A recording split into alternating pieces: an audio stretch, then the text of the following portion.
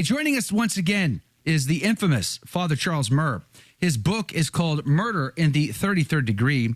We had a fantastic conversation about this book a couple of weeks ago, and I wanted him back for round two. We're going to be linking to charlesmurr.com, where you can find information about the book. You can buy it on Amazon, but try to buy it through the website if you can, charlesmurr.com. We'll put a link to it in the show notes as well. Father Murr, welcome back to the show. Thank you for your time today. Joseph, thank you again for having me. I have to congratulate you on your stamina to support me 2 times in 2 weeks. Wow. I am here to serve, Father. I am here to serve. But your book and your life, I would argue, are incredibly intriguing. You know, I had the thought when I was going through your bio today, which I haven't read your bio, but you must have spent 20 years in school. How long? How much education? Like, you've got 2 licentiate degrees as well as other degrees.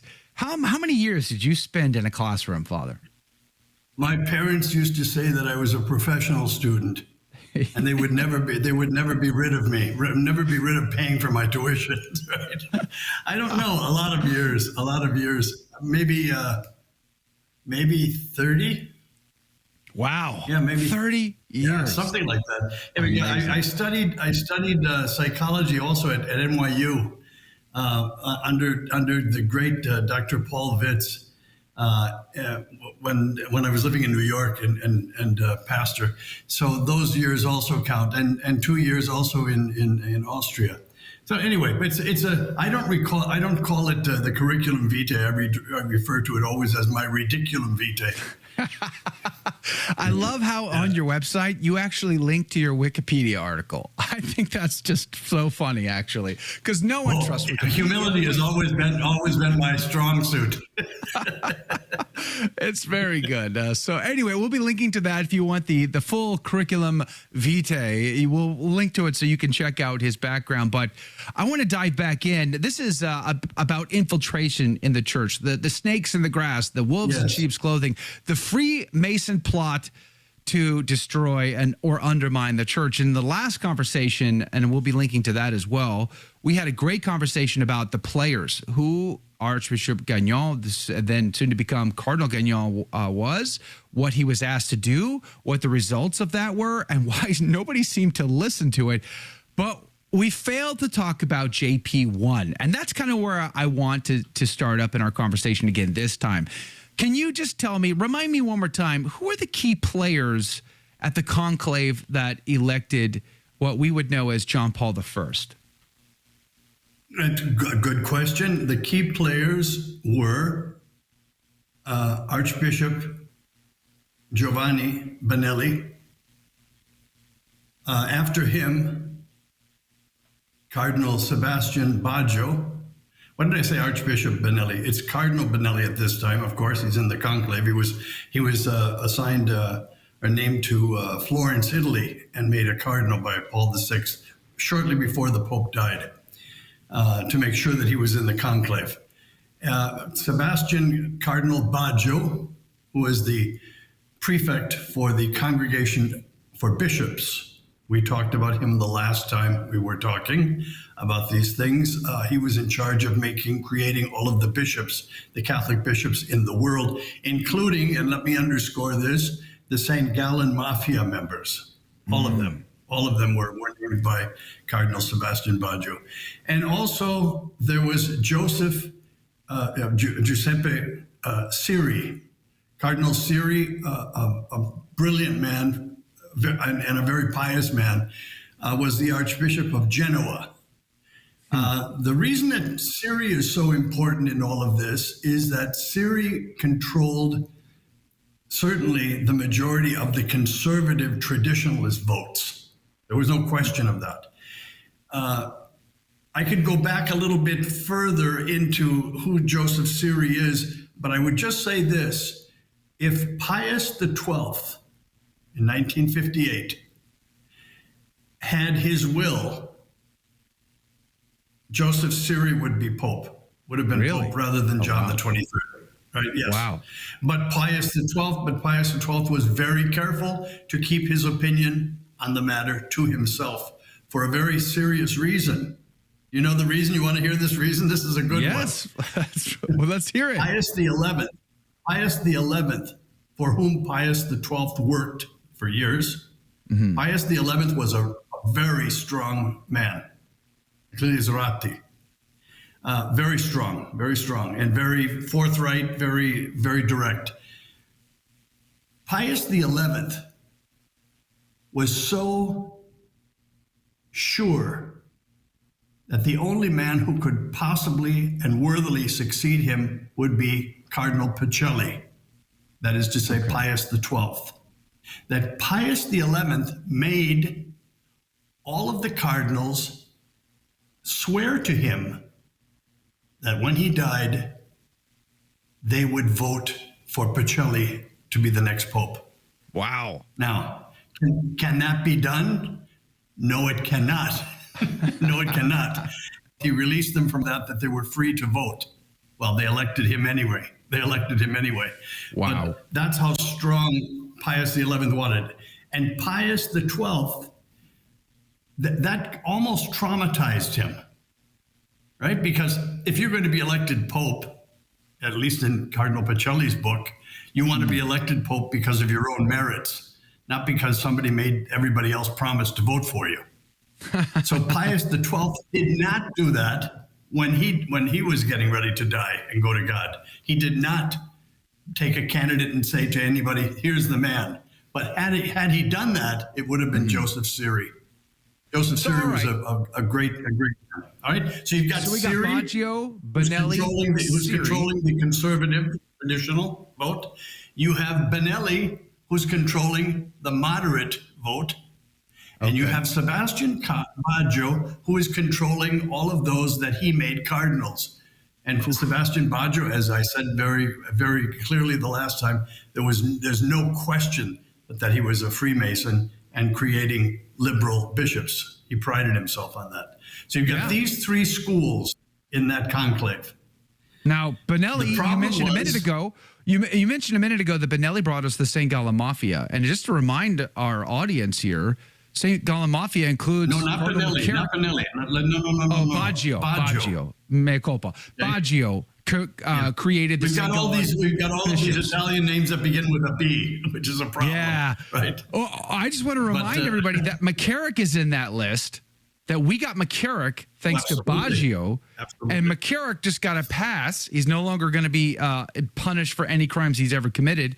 He's not going to be punished by the Vatican because he got let go before anybody could figure anything out. And he's now not going to be held accountable by the civilian courts. All that is left is his final judgment, and pray for his soul, because golly gee whiz, that's a lot to account for. And Baggio is the guy who brings that story to us. Cardinal Baggio created all of these people. He created everyone who was in the St. Gallen Mafia. That's insane. And for those listeners, Joe, who don't know the St. Gallen Mafia, Giulia Meloni wrote a fantastic book called just that, The St. Gallen Mafia, and I would recommend it to anybody to read. I should get her back on. Right? Thanks for saying that. I should get her back on. She's a great lady. Let's talk about Luciano Aveni. Tell me who Luciano Aveni is, and how did he, after all the players you just described and talked about, how did the guy from Venice get the nod? It's an interesting story. Here's what happened. I just told you had these three camps: the ultra-conservative by Siri, the moderate by Benelli, and the Freemason progressives by Baggio. And the confusing thing with Cardinal Baggio is that he always presented himself as a very conservative man. Amazing. Wow. Anyway, you have these three groups: Cardinal Gagnon and Mario Marini, and also Zanoni, Monsignor Zanoni, who was head of the personnel for the Secretary of State. We were all together, and I said, who would be the next pope? A question. And everyone answered, Wojtyła of Poland, or the man from Venice. I said, well, who's the man from Venice? Luciani. I'd never heard of either one of them, to tell you the truth. and I'm waiting for somebody else. I'm waiting for a Siri to be elected Pope, Benelli to be elected Pope. Benelli was a very strong candidate to be elected Pope. However, Baggio blocked him, and he blocked Baggio. Wow. Right? This is the whole thing. So when there was a stalemate, I'm oversimplifying the thing, but when there was a stalemate, nothing was going on. I always say Cardinal Benelli, who was a brilliant man, pulled a rabbit out of the hat. And he said, Now, Father Charles Murr, look out, dropped right at that moment. We'll get him back on, but we're going to go to a break anyway. Oh, the cliffhangers. All right. Luciano of Venice gets the compromise vote, becomes John Paul I. What kind of man is he actually? Simple man, pious man, pious and a believer. You know what? It's kind of a rare thing to say. He was actually a believer. Praise be to God. It was sort of refreshing. Yeah, amen. Because there were many in that conclave. Who wouldn't fall under any of those categories. Wow. Right? He was an exception. He was a good man. Now, the problem was, again, he was a weak character. He was weak in character. He's one of these people who, and we all know these people, whether they be priests, whether they be mayors of cities, whether they be principals of high school. They're very good people, ideologically sound, but they don't have a lot of the intestinal fortitude to grab the bull by the horns and make things happen. Okay, he wasn't a strong man. What he did, I think I mentioned this in the last program. He made a mistake, according to me, which was to confirm everyone in his position in the Vatican. To just stay where you are, Secretary of State, Prefect for the Congregation of Catholic Education, for bishops, for everything, just stay where you are until I can get a grasp of what I'm doing. Okay? That was just the idea. He immediately invited Cardinal Benelli of Florence, who proposed his name, to be his Secretary of State, his new Secretary of State. That's a good choice. Benelli agreed on one condition. This is the condition that quite a few people had. Benelli agreed that he would accept Secretary of State, the position, which would have been fantastic.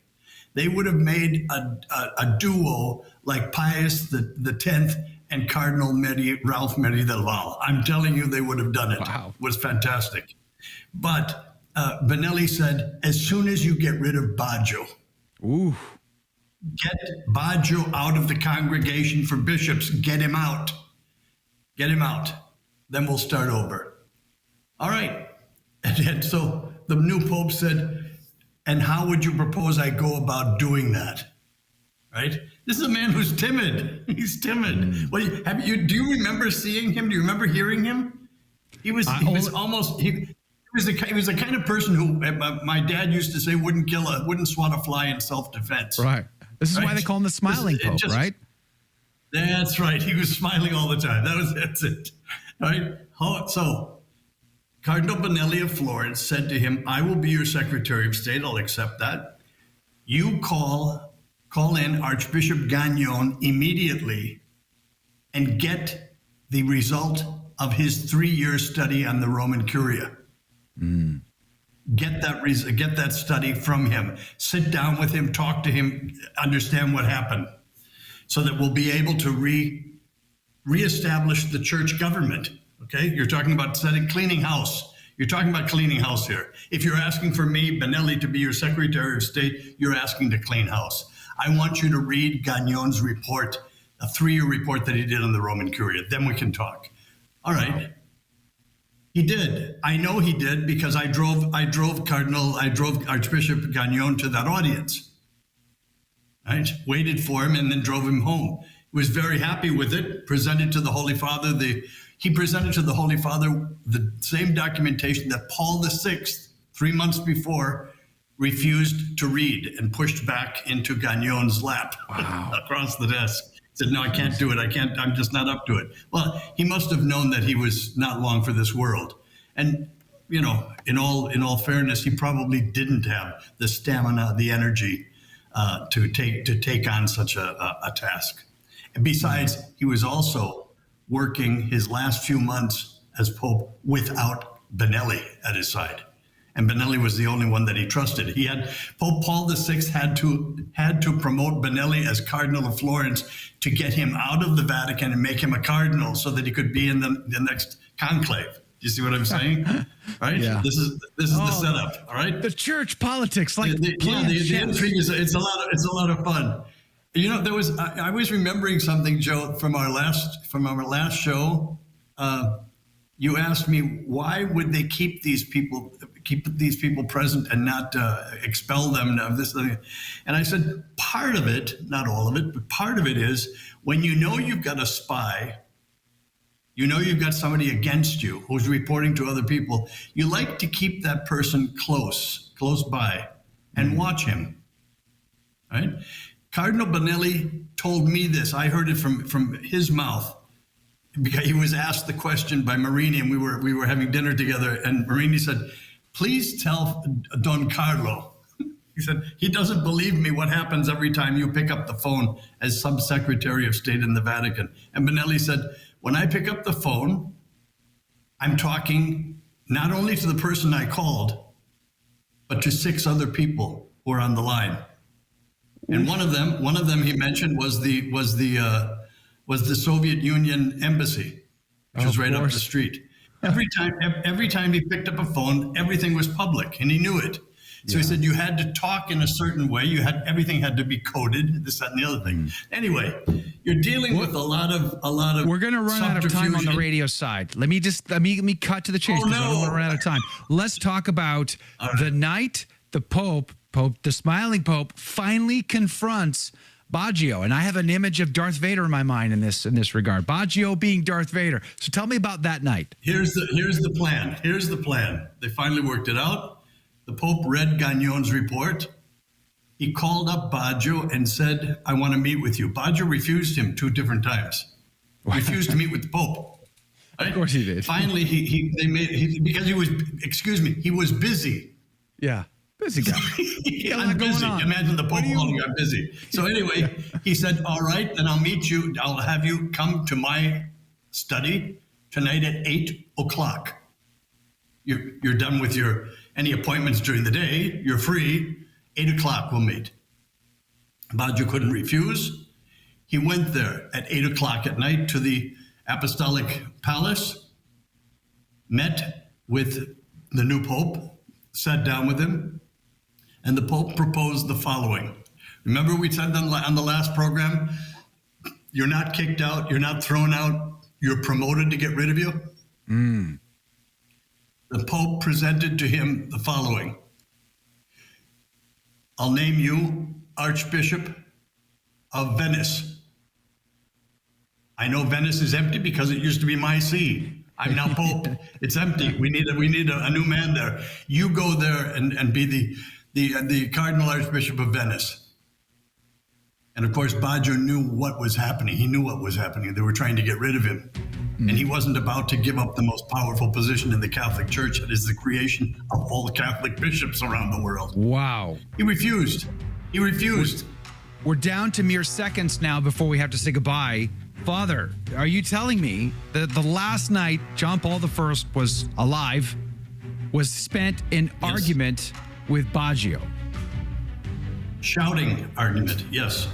With Cardinal Baggio, as attested to. There were witnesses outside the door as the Swiss guards. Whew. And that night, just hours later, died of a heart attack. Father, boy, we were trying to sneak the cliffhangers, Father. You were just like, were you doing that on purpose, Father Murr? Giving us all those cliffhangers, keeping us on the edge of our seats? No. My life is a series of accidents. I do nothing on purpose. Believe me. Well, the timing was very well played. I had a priest friend of mine was texting me on the back end to say the cliffhangers started. The cliffhangers, you know. The cliffhangers. But I'm glad you're able to join us, and in spite of the technical challenges, you hung in there. So we're grateful for that. Praise be to God. You know, it's an intriguing story to say the least, because I think, you know, my own personal journey, you know, coming into the church, just incredibly naive, just so naive and oblivious to the possibility that there could be snakes in the grass. I don't know why I felt that way, but I definitely did. And the first realization for me was reading the headlines in the Boston papers in 2001 about the sex abuse scandal that broke under cardinal law, and the fact that Bishop McCormick, who confirmed me in the church on the Easter Vigil of 1999, was guilty by his own admission. He was guilty of covering up homosexual priests and passing them around the diocese and keeping them undercover. And I thought, what have I got myself into? What did I sign up for here? Like it was that. Excuse bizarre. me, Joe. McCormick was bishop where? New Hampshire. Oh, I see. Okay. Manchester, New Hampshire. He never stepped down, by the way. He was going through the courts and all of that. He was appearing, and he admitted his own guilt in it, but he never stepped down. And apparently he was never retired until he was of an age of retirement. But so JP2, neither did JP2 nor Benedict XVI force his resignation in the matter, which kind of goes to stuff we've been talking about in trying to understand what has happened in the last several pontificates, who these men were. I think there is a sense, I'm a traditional Catholic now, and there is a strong urge within traditional Catholic circles to throw the baby out with the bathwater. So we think of John the 23rd, Paul the 6th, JP1, JP2, Benedict XVI. Sometimes we think of these men in terms of the worst possible case scenario, whereas I think your book, Murder in the 33rd Degree, and your own testimony about your memories on these topics is they were well-intentioned good men, but weak leaders. And the result of weak leadership is the snakes get to rule the garden, and the wolves in sheep's clothing get to make all the decisions. Would you say that's fair? I would say that's fair. Joe, we have a pope, about one pope every 500 years, who merits the title Great. Leo the Great, Gregory the Great. That's because those men are really unique. They're really unique, and they really get down to work and try reforming and cleaning up the church. They are great. They've had to face tremendous odds. I would say the majority of the popes that we've had are good men, but oftentimes we're put in as compromise candidates.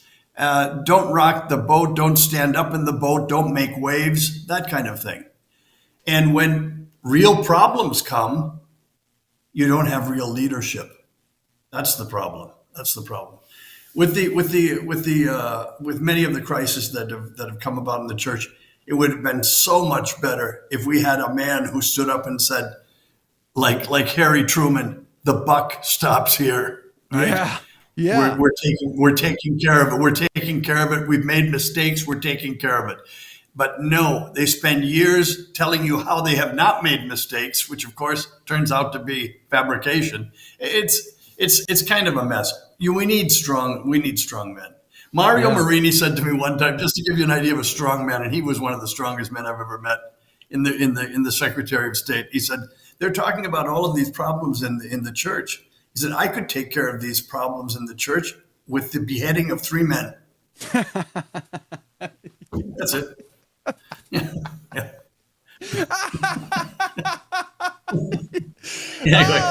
He thought it was that simple. Let's bring back the Inquisition. This is good times. There you go. That's hilarious.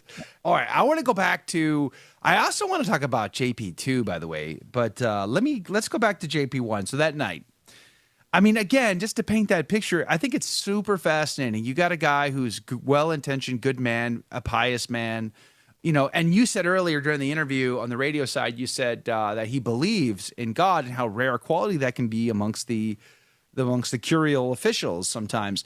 I have often, whenever I've had the chance over the last few years to speak to priests, I've traveled and give talks at men's conferences and things like that all the time. And whenever I talk to a priest, I always try to say to the priest, Father, the one thing the laity need to know most about you is that you are madly in love with the Lord and Savior Jesus Christ, his blessed mother, and the Holy Mother Church. They need to know that you are madly in love with it, like above all other things. So you know what? When you get a chance, make sure to communicate that, because that will build confidence in the heart. Equally, Joe. Not just to know that. That's a wonderful thing to know. They have to see it. Yeah, they have to see it in the priest's actions, in his words. They have to see it be put into action. This is the problem. This is the problem that we have right now. They're talking about the Eucharist. There's a crisis in the Eucharist. 70% of Catholics don't believe in the real presence. Well, what a strange coincidence that is. Right. How do you explain that? What in the world could have happened? I would say 70% of the clergy don't believe it. How about that? Exactly. Yeah. How about that? Exactly. And that's the problem, because that filters down.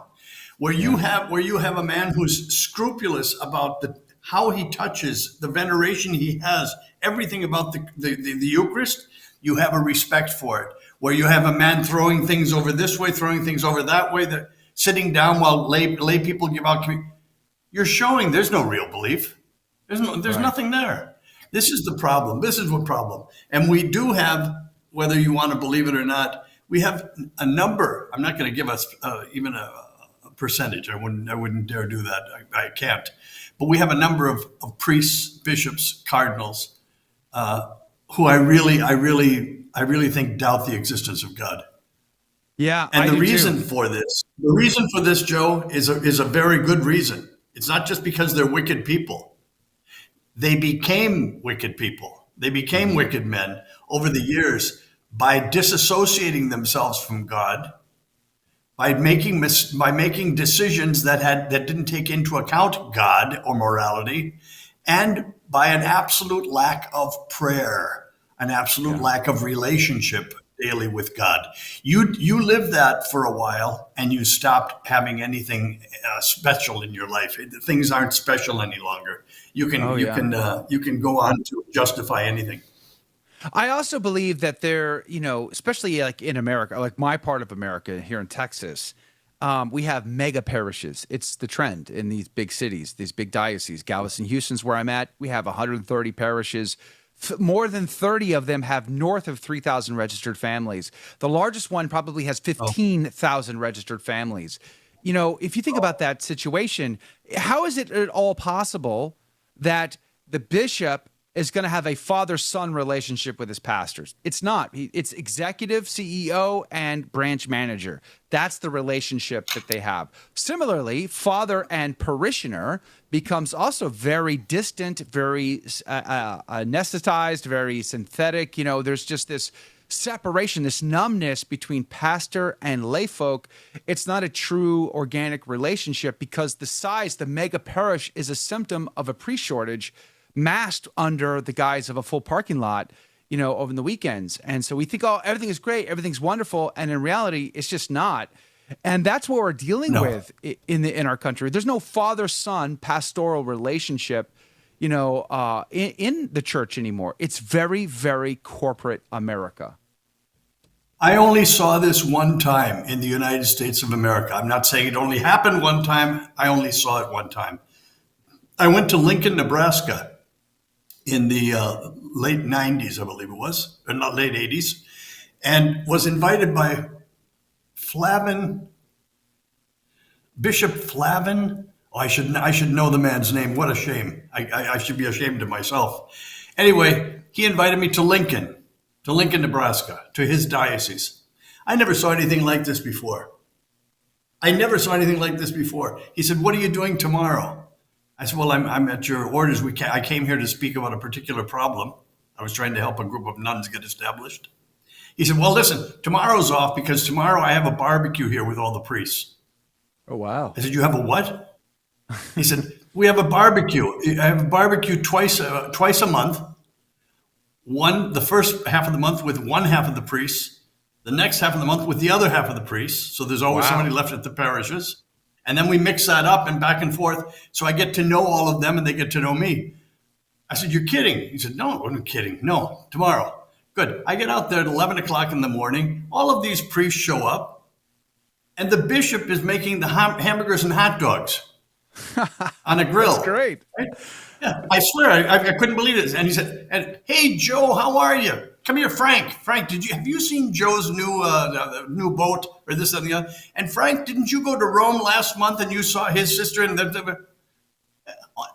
I couldn't believe this. I've never seen anything like it. Yeah. Everyone knew each other. They had a harmony that was incredible. And listen to this, Joe.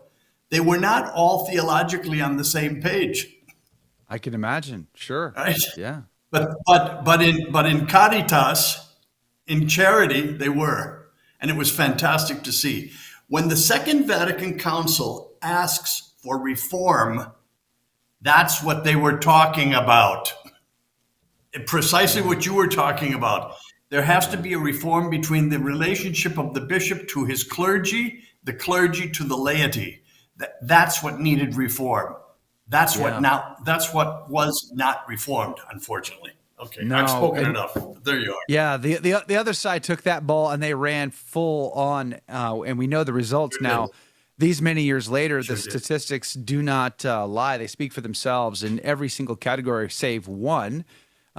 Number of active parishes, number of active religious priests or religious sisters or brothers or diocesan priests. In every category, it's a nosedive, hardcore crash. Baptized children, confirmed children, Catholic schools, sacramental marriages. Every single category save one is a crash and burn. The only category that's been positive since Vatican II is the permanent deacons, which many believe is the savior of the church in the West, which it is not. The church does not need more permanent deacons. And going back to something you said a minute ago, we're in the middle of a Eucharistic revival. We're going to spend $30 million on a big come-together event in Indianapolis next year, and it'll be a fun time. It'll be great to see the pep rally. I mean, yeah, I guess. But what are we going to get out of that? What's that $30 million spend going to buy us? Does it buy us?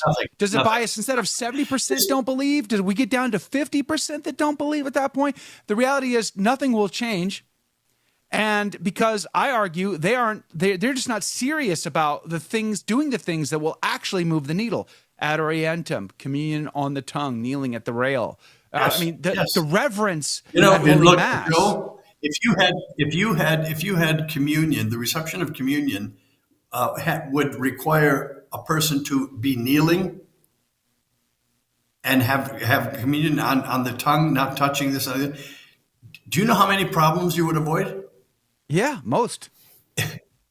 Just you have people unworthily going up to receive communion. You have Muslims. Just the other day, a bishop gave communion to a Muslim. Right? Wow. You would be avoiding all of that if these people who don't believe in the real presence had to kneel before it and receive it with reverence. They wouldn't go. Right? Et cetera, et cetera. You would also foster great devotion and respect for the Eucharist. So they want to know what the solutions are. I'll tell you what. Give me the $29 million. That's right. And here's the solution. Here's the solution. Kneel, reception on the tongue. That's it. You're welcome. Joe, I'll leave my name and number with you later on when the check arrives. You can forward. You got it, Father. Anything for you. Right. Praise be to God. I mean, but someone asked me that. I was at an event Saturday, and someone was asking me, I was making the same point that they're just not serious about this, because if you actually do want to solve this problem, there's things we can do to solve the problem. And but we're not having that conversation. We're like doing the shell game thing and saying, "Oh, look over here! Look, there's music, there's lights, there's dancing, and there's liturgical dancing." Even that's kind of where we're at. Let's put together another committee to study this. Let's have meetings. That'll be the solution. That's another great idea. Maybe we get a pastoral council of all lay people, Father. That would be so good, so good. Which kind of reminds me of Paul VI, Evangelii Nuntiandi. He didn't write any other encyclicals because he got hammered under the one he wrote. But In Vitae. Evangelii Nunciandi, the exhortation on the bishop's meeting on evangelization, it was very clear. Layfolk have no business forming the church. The layfolk are supposed to be formed by the church, take that formation and apply it to the world, to bring to the world in every category of arts, media, culture, education, every category in that regard. We are to dominate for the glory of God and for the salvation of souls. And yet too often, even in my own industry of Catholic media, like I'm considered the redheaded stepchild of the Catholic radio world because too few people in Catholic radio want to ever call a spade a spade. They don't want to talk about these issues. They don't want to hit that third rail because they don't want to make enemies. And they want comfortable life. They can't and keep their jobs. They can't and keep their jobs at the same time. They can't do that, and they know that. They know that. So, and I've been on some of those programs where we almost get to touch the problem, but then we have to take 2 giant steps backwards. Right. Well, we're not doing that here at the Station of the Cross. We no, that's why I like this forum. I like this forum. When we go to our judgment, we have to give an account for what we've done with our microphones. We want to be able to say authentically and sincerely that we tried to shed light into the darkness. But let's go back to Luciano Aveni, JP1 that night. So Baggio, he tries to shuck and jive and get out of the meeting. He gets called to the meeting, and they get into a shouting and screaming match. Baggio screams at the Pope. College you is, Father Murr. Yes. Doesn't Baggio know that you're supposed to just believe and do whatever the Pope tells you to do and believe? You're never supposed to yell at him. For Apparently not. He didn't get the memo. Apparently not. No, so he didn't get the memo. There were witnesses to this. Well, actually, he believed this from another source. I can't tell you what was said that night. I don't know what was said that night. All we know is that Baggio was shouting. Okay, that was clear, and he left very irritated, very in a huff. However, he did remark to other people that he felt personally responsible for Luciani having been elected, because he was so instrumental in him becoming Patriarch Cardinal of Venice. You know, he felt that he was owed something. Yeah, it's amazing. It's amazing. But the point was that after this very heated argument, you're talking about a man who's an older man with heart problems. Within 2 or 3 hours, he had a major heart attack and died. Wow. So when I say Murder in the 33rd Degree as a title for my book, I'm not saying that he was murdered outright, but there are many ways of killing people, you know.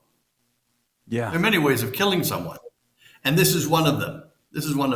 I saw this, and I was going to do it in the book. Alfred Hitchcock, when I was a kid, had a show. And one of the episodes on the show was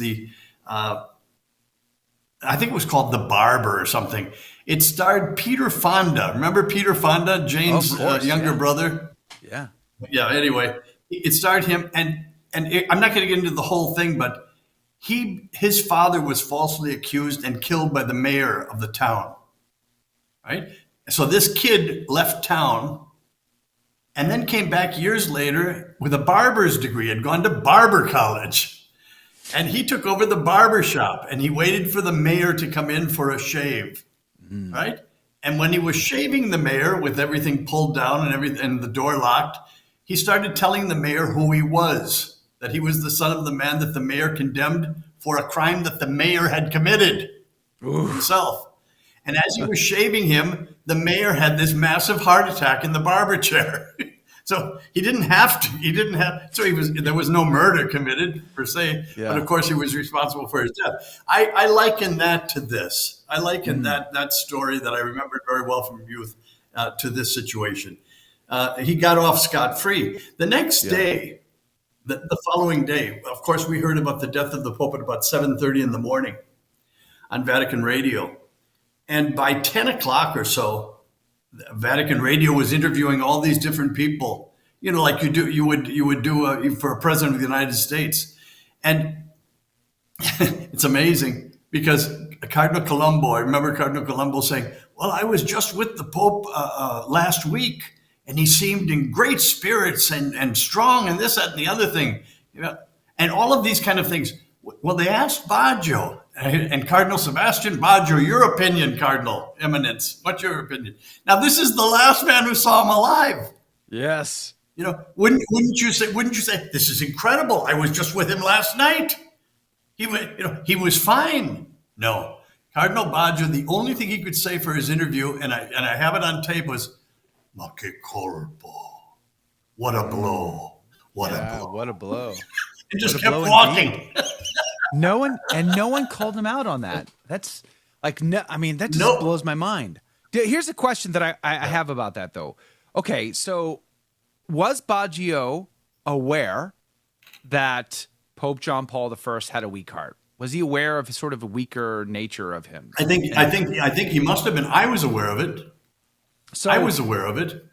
And who was I? No one. Are we saying then that was for strategy? Was it? Could we say that he was trying to strategically push this man? That's jumping into the conscience of the man, and I can't do that. I leave that for God alone. I don't know what his motives were. I know the effects. I know what happened. But at the very least, what happened. I don't know what motivated him. At the least, we could say we're on confident territory to say Baggio was an arrogant man who wasn't going to be told or pushed around into doing something by this pope or anybody else that he didn't want. That is, Joe, that is very, very super safe to assume. Yes. Yeah. So whether he intended it or not, we don't know, but the results are the same, as they say. So, well, just imagine having a head-to-head with the Pope and saying, "Nope, I'm not going anywhere." Right, exactly. I laugh because, like today, like if I criticize His Holiness in any way, shape, or form, boy, is it like, oh my heavens, you are schismatic. I mean, you're just the worst thing ever. Yes. And it's like, God, it's funny. It's funny, Joe, too, because that's not the way it was with all of the other popes up until now, was it? No, this is the point. It's like, no, you could criticize all of them for being conservative, for being Catholic. They could be, but this one you cannot. You dare not. You dare not. I mean, on the plane ride back from Mongolia, he didn't want to miss his chance to like bash anybody who has some alternative opinion on the synod and synodality. And God, I mean, that's where we are. But and then I compared that with what you said about Paul VI, who actually got mad at you if you defended his reputation against the snakes in the grass. I mean, like, Paul, wake up. I mean, what are we doing here? Like, we got to get this act together. There's a problem in the psychological makeup of a man who does that. I've met a few people who do that, men and women. They don't like you defending them. For some reason, they feel that they are worthy of criticism. I don't get it. And when you stand up to defend them, they dislike you, not the people who are attacking them. It's very strange, but that's the way it was. Yep. That does seem incredibly strange. You know, the snakes in the grass. Golly gee. So later this week, I'll be interviewing Dr. Joshua Charles about the reprint of Monsignor Dillon's work from the 1880s, thanks to Pope St. Leo XIII. Joshua is on his way to come and visit me. Oh, glory he's coming be to over God. to visit me. I can't wait to talk to him as well about this. Good and you man. know, something I've been saying now a while is you don't have to go to conspiracy theories. I don't need my tinfoil hat. I need one, but I don't have it on me. But you don't have to go to that level to come to a conclusion that bad things are happening. If you go back and I've been preparing for that interview, and if you look at the plan that Voltaire writes about, you know, in his correspondence, let alone what Pope Leo XIII wrote about or Monsignor Dillon wrote about, it makes it clear that the Freemasons, which I used to be one, have a plan to corrupt the clergy, to corrupt education, to corrupt society through licentious, sinful behavior, to dumb down the world, to get it to accept the fat, the lazy, and the go along to get along, and we're there. You just go through the 7 bullet points and it's like check, check, check. It's all happened. It's all right now. And then, of course, you start to see statements coming out of the Vatican about the fraternity of the brotherhood of the world. And yes. We just need to accept people where they're at. And it's all good. And it's no judgment. And it's all these things. And you're just like, I don't have to be conspiracy theorist. They talked about this hundreds of years ago. I mean, literally, you can go back to even the book of the prophecies of Daniel or Jeremiah's prophecy even, it makes it very clear that these corruptions would be a part of the plan of the Antichrist. And yet here we are. So I bring it back to you, Father Murr. It's like, as a lay guy, I sound like a crazy man when I talk about these things. But in reality, this is what we're dealing with. But so many people have just accepted this as normal, and they don't like the questioning of it at all. It seems rather bizarre, like diabolical confusion. Well, look, liberty, fraternity, equality. Where are those words coming from? Freemasons, the French Revolution. You think they're original from the Second Vatican Council? Liberty, fraternity, equality? Hardly. They belong in every Freemasonically inspired revolution, from the French Revolution to the one that happened last week in Cucamonga. Yes. These are their ideals. Now, we've got to. Here's the thing too that I tell people who look at me kind of strangely, because I remember having this argument. We had an argument, not a discussion, with Monsignor Marini when he first told me about the existence of the Freemasons in the Secretary of State and in the Vatican. He was working as a Pope's secretary in the Secretary of State with Benelli. I said, it's conspiracy theory. Don't tell me you believe that. Don't tell me a man as intelligent as you believed that nonsense. Yeah. And he just shook his head and he said, I can't believe how naive you are. You are incredibly naive. He said, I don't know why I like you. I said, anyway, he said this. I remember having that argument. It took years for me to be convinced. When I finally was helping Gagnon in the report, Gagnon was saying, no. This is serious. This is we're not kidding here. This is serious. It exists. It's thriving. Well, I've told that to people, and they still look oddly at me. Mm-hmm. Well, no, come on, get off the conspiracy thing. I said, all right, look up P2, the P2 group in Italy. This is Cardinal Gagnon told John Paul II, after the death, of course, of John Paul I.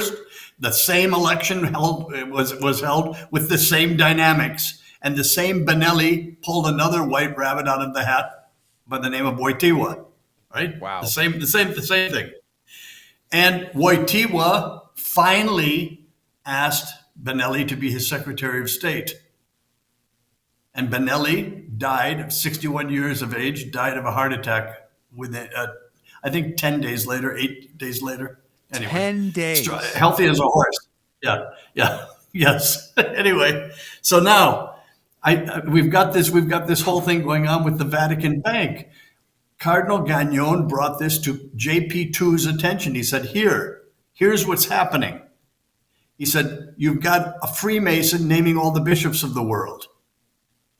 You've got a liturgy that was corrupted by another Freemason you got rid of. They got rid of it in 1975, all right? However, he said, you've got a major problem with the Vatican finances.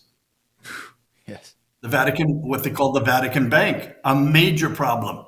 And he said, there's a Masonic plot to crash the Vatican Bank, to deplete all of Vatican finances, to bring the Vatican financially to its knees.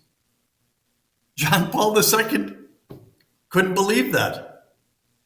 Well, Gagnon left the meeting. I was waiting for him after he got done speaking with the Pope. He said to me, what are you doing tomorrow? I said, nothing. I'm at your orders. What would you like me to do? He said, take me to the airport. I've finished.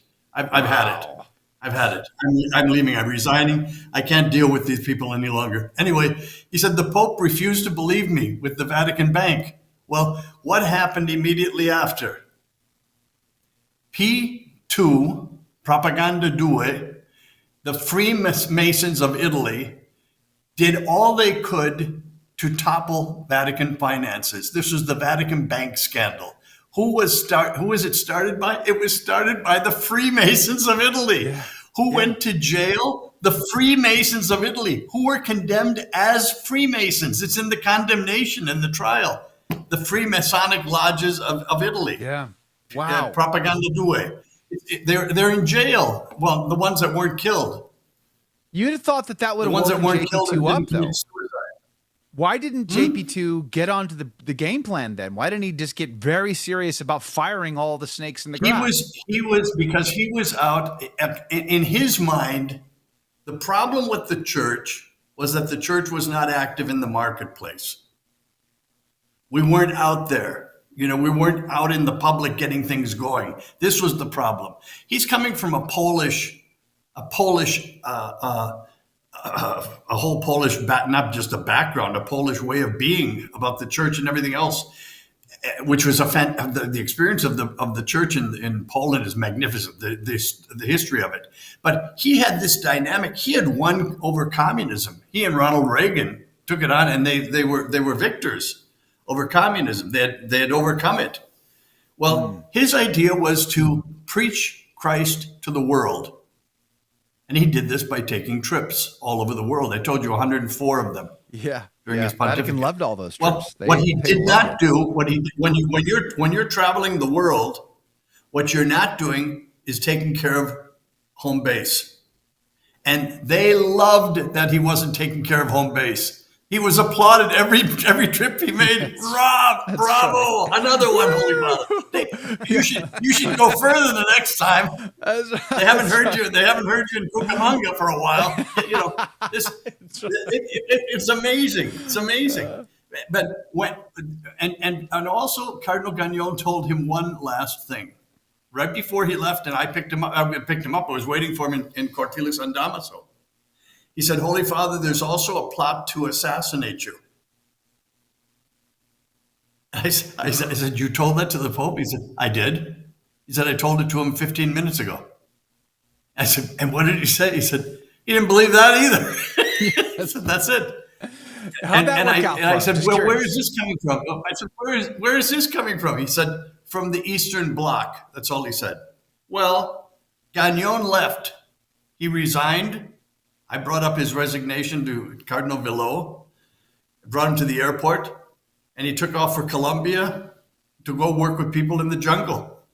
Wow. to preach retreats of the Sacred Heart to people living in Colombia in the jungles. That's what his idea of priesthood was. That's what he wanted to do. He said, why waste time here in this crazy jungle of the Vatican? Yes, so exactly. Nothing happened until the assassination attempt on the Pope's life. May 13th, 1981. The Pope was taken by emergency vehicle, of course, to the Gemelli Hospital in Rome. Mm. While he's there, he almost dies. I could tell you a funny story of my own funny story. This isn't a funny story about the Pope dying almost. But I'm in the hospital. I had a heart attack in Rome in 2005. And I'm in the Gemelli Hospital. They got me to the Gemelli Hospital. And the doctors came in, and they're around my bed, the two major doctors of the hospital, with 5 or 6 student doctors all around my bed. And they're saying, tomorrow we have to operate on you. I said, you're not operating on me. No. I'll get on a plane and go back to New York. And the doctor said, you won't make it to New York. You won't make it to New York. And I said, I'll take my chances. And he said, your problem, Father, is you don't believe in Italian medicine, do you? And I looked at him and I said, listen, when it comes to love, to art, to pasta, and to food, there's nothing like the Italians. Medicine, He said, well, I'll have you know, he said to me, listen to me. He said, I'll have you know that in this very bed that you're in, the Holy Father was here. And I'll have you know, we saved his life. Now, imagine how stupid I am. Imagine how stupid I am. These are people, the man just got done telling me he's going to operate on me tomorrow morning, right? Right. Yeah. And I say to him, I answer back to him, you didn't almost save the Pope's life. You almost killed him. Whew. He said, what? I said, the man who saved the Pope's life is a doctor friend of mine. His name is Dr. Kevin Cahill from New York City in tropical diseases. When the Pope came in with the bullet wounds that they almost killed him with, you gave him contaminated blood and gave him hepatitis. On top of the Yikes. wounds, you gave him contaminated blood, and he almost died from the contaminated blood. And now you want me to stay here, so you're going to operate on me. And your greatest achievement is having saved the Pope's life. No, thank you. I'll get on a plane. Right? Well, they operated on me the next day, and here I am still. But anyway, he didn't pull that Alfred Hitchcock thing on you. Yeah, you're still with that one, right? When the Pope came out of the operation, he was still in a coma for days. And Dr. Cahill was flown over by Cardinal O'Connor of New York. O'Connor flew him over, made sure he was in charge of the blood problem, saved his life. When the Pope gained consciousness, they say, I was not there, but I've heard from very good sources that the first words out of his mouth were, "Find Gagnon." That's right. Find Gagnon. Why did it take this Well, they went much looking for you Gagnon, to come and he around? called him to Rome and made him a cardinal. They dragged him out of the jungles of Colombia. Out of the jungle, come back, made him a cardinal, and finally got Baggio out of the Congregation for Bishops and put him in charge of Vatican stamps. Wow. But by that time, how many bishops had he appointed to positions all over the world? I mean, hundreds, right? Yes, certainly hundreds, if not 1,000. He probably was responsible for half of them. Why? Yeah. You're forgetting something else that happened. Paul VI decided that every Catholic bishop in the world should resign at age 75. Oh, yeah, that's right. Right? Well, all of a sudden, all of these places were open.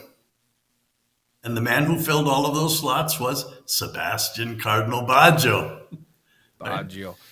Anyway, yes. We had The Devil and Belladad by Paul Kingor, and I can't remember the other author of that book, but I interviewed Kingor about that book year before. I think it was year before.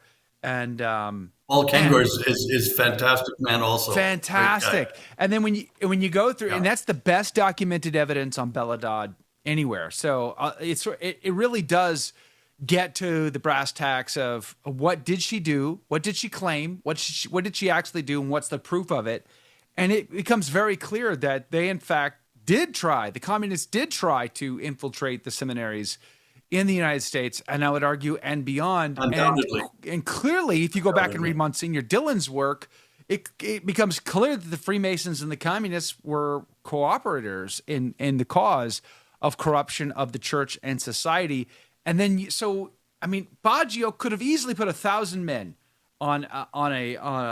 as bishop in some see someplace around the world. 1,000 men that were some were probably totally corrupted, some were probably on the fence and maybe easy to manipulate and leverage for the greater cause.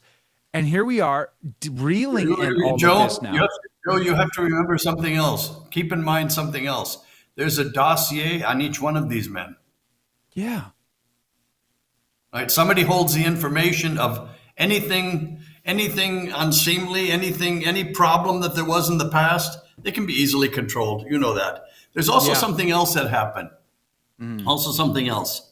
All of the places that a man went as bishop and automatically, because of the place or the situation, became a cardinal.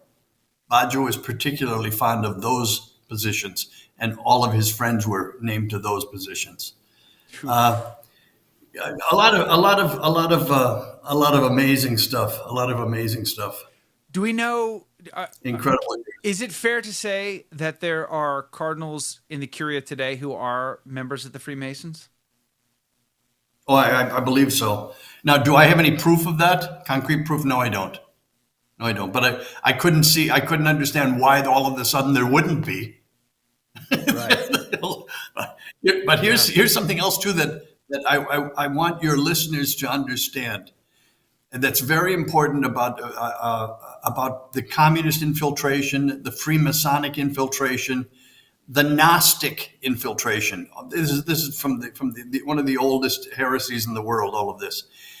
It's not to destroy the Catholic Church structure. not the structure. They want the structure. Don't touch that. Just change the players.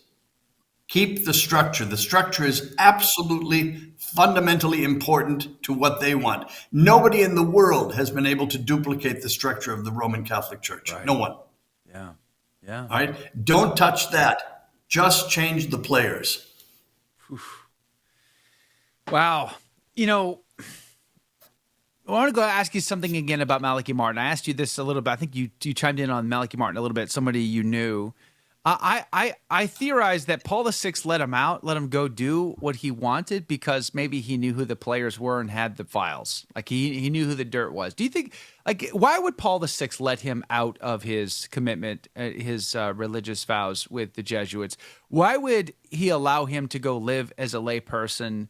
Or was seemingly like a layperson. That's the mystery part of him. But yet, from all I can tell, he died as a priest in good standing and even performed exorcisms, which I can't imagine would be possible unless either the local bishop allowed it or, as some of the rumors suggest, he was in fact made a bishop himself.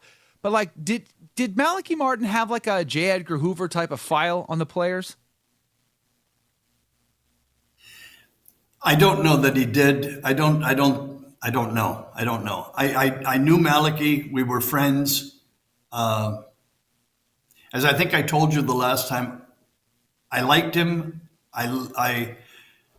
He used to write this way. He described his writing as what did he call it, Joe? Faction. Yeah. Faction, right? He said it was 80 to 85% fact. 15 to 20% fiction. Okay? Something like that. Right. Well, I always found Malachi Martin himself like that. So you never knew. Listen, I love the guy, don't get me wrong, but forgive me. And I'm part Irish, so I know what I'm saying when I say this. There was just a tad bit of the blarney. Just a tad bit of the blarney. Right? Yeah, that's funny. And I loved talking to him. We had dinner often enough. He was the one who absolutely insisted that I start writing. Yeah. Right? So I owe him that.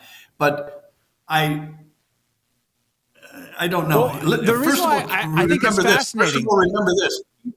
He was the one who asked to be laicized. Right. Yes. Okay, he asked for that. Right? So take it from there. Yeah. Well, the reason why I find that fascinating too is, well, he was writing fiction so that he could sell books, and books sold, and people, thought they were page turners, so they became bestsellers, and he moved a lot of copies, and that's what allowed him to keep going. But I find that fascinating because when you go back and you read Voltaire, or you go back and you read Monsignor Dillon's account of the Masonic plot that came out of England, spread across the continental, and particularly was against the Catholic Church, this was one of their tactics, was to write, to leverage writing, to change, do this faction thing, because it would spread more like wildfire, and they were able to move the heart of society through this means, which I find utterly fascinating. Arius, in the Athanasius Against the World, Athanasius Contra Mundi. Yes. Arius basically used the same technique. He used bar songs, changed the lyrics. It spread like wildfire. People were being catechized, and the water began to bubble like the frogs in the boiling water. I think that's kind of where we're at today. So I do find I've been talking a lot about Malachi Martin lately, just because he's a man of mystery and a man of intrigue, and so it's fascinating to think about. But ultimately, his book on the Jesuits seems spot on to me. That JP2 was caught really naively and discovered a little too late in the game just how bad things were. And by the time he tried to do anything, it was really almost too late, because he didn't know who friends were, he didn't know who the foes were, and he trusted the wrong people. Would you say that's fair? Pope John Paul II put a Jesuit priest, who is an excellent Jesuit priest, Father Dezza, in charge of the entire congregation of Jesuits in the Society of Jesus. he wanted, there was a move by the Jesuits. They wanted to divide. They wanted to be, if you will, just a blanket kind of thing. They wanted to be conservative and liberal Jesuits.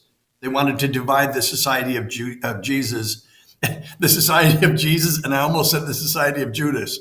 But they wanted to slip, Father. But I didn't say that, Joe. But I didn't say that. I was almost going to.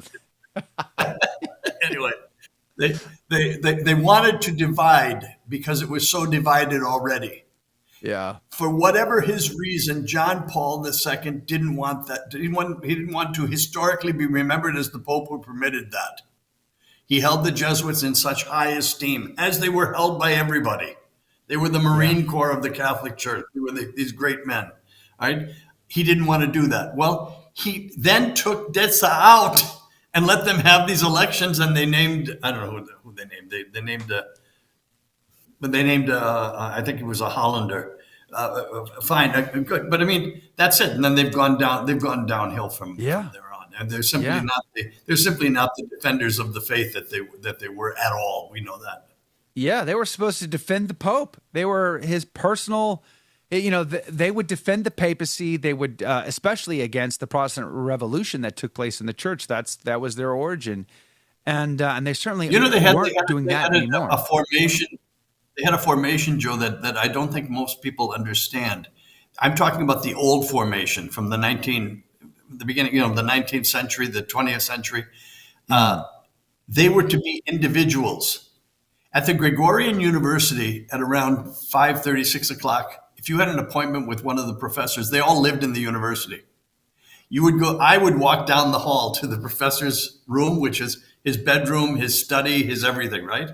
And the transoms were always open above, and you could hear all of them praying individually. They had to pray out loud, the divine office, and all individually. They never got together to pray as a community.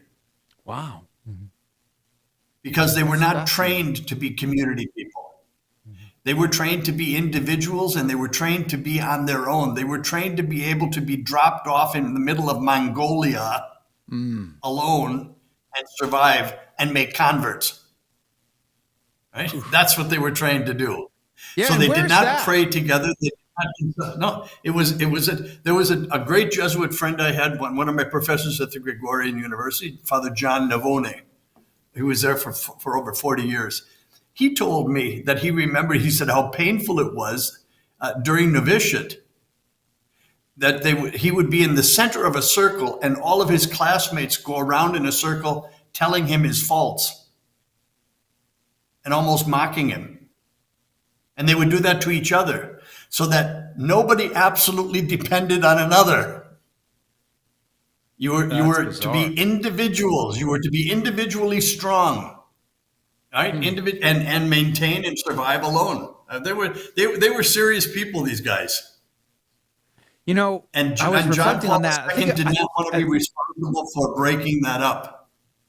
Well, I get the pressure of that. So that's where, as a tried Catholic, I don't want to throw the baby out with the bathwater when it comes to JP2, Paul VI, in spite of the fact that they did some things that were very troubling. I'm thinking of you, Assisi. I'm thinking of you. But nonetheless, I was reflecting on this. I think it was last week. Maybe it was the week before.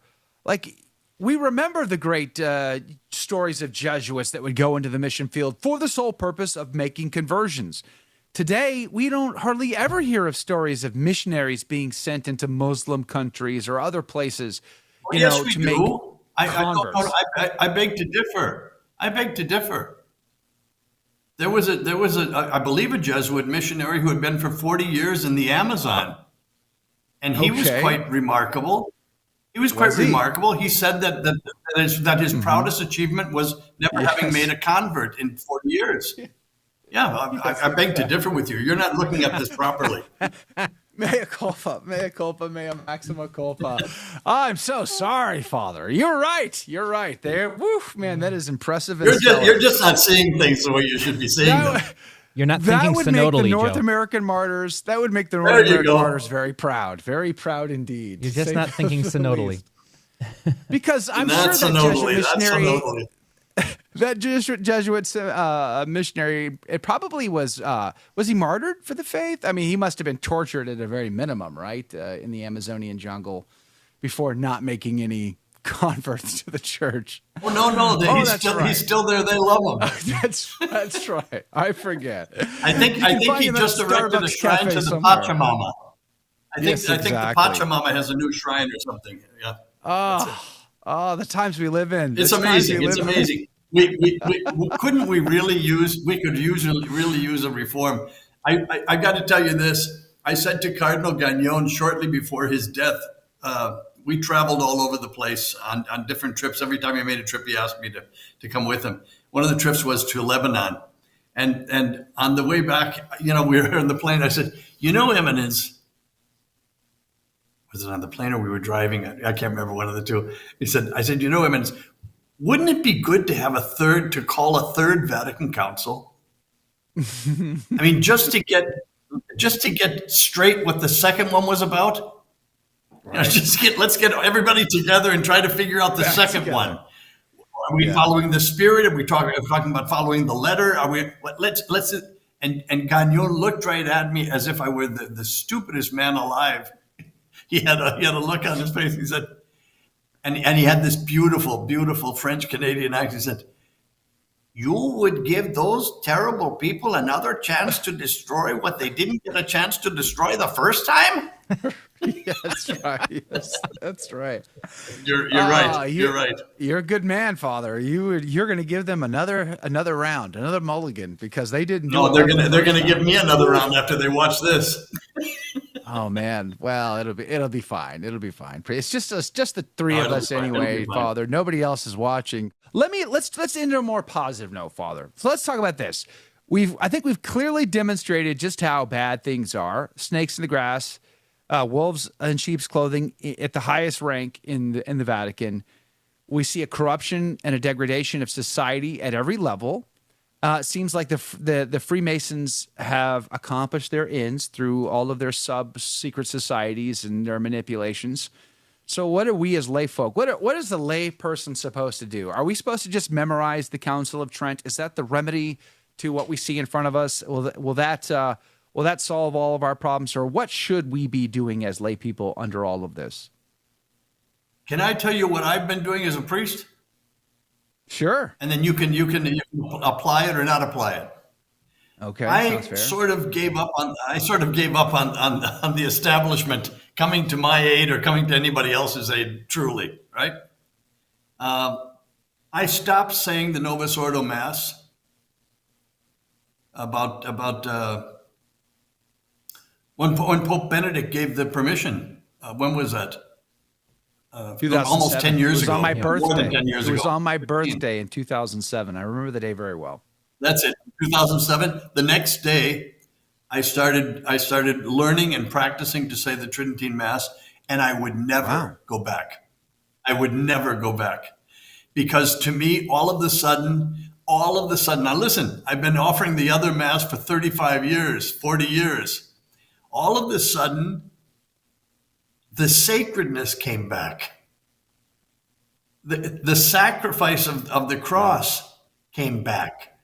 Everything what it was supposed to be came back. And I felt like I was a priest. I didn't feel like some sort of a minister of this, a minister of the word, or a priest offering sacrifice. And it was wonderful. I've got a phone ringing here. You can take it if you need it, Father. Just go ahead. We'll wait. I'm not going to take it. Actually, it's another. I've got another interview coming up right now. Listen. Oh, well, we should probably say goodbye then. Before I go, just this. I started saying the Tridentine Mass. I would never go back. Never go back. Yeah. It's completely Catholic. All of a sudden, I realized how much we had thrown out, how much we were missing. Mm-hmm. And I just think people have got to discover that. They've just got to rediscover that. It's the only way to get back to anything, to just rediscover your roots.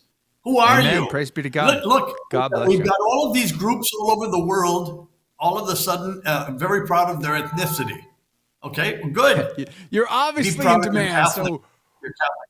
we need to let you go then. Can Oh, you just give us your they're priestly blessing? screaming. It's from Los Angeles, a very good friend, and I'm supposed to be on his program right now. So I'm going to bid you adieu and see you soon. And anything that I said worthwhile, credited to God. Anything that wasn't, credited to me. All right. God bless you, Father Charles Murr. God bless We'll you, see you Father. next time. Did you like that video? It's okay. You can admit it. It's perfectly fine. Hey, we cover the big stories of our day, from inside the church to outside the church to all points in between, and we do it from a Catholic perspective. It's called A Catholic Take. It's a radio program Monday through Friday. We live stream it right here on this channel, by the way, so make sure to subscribe, like, and share. We would be very grateful to you. And don't forget, you're going to want to watch this video right here because you don't want to miss anything.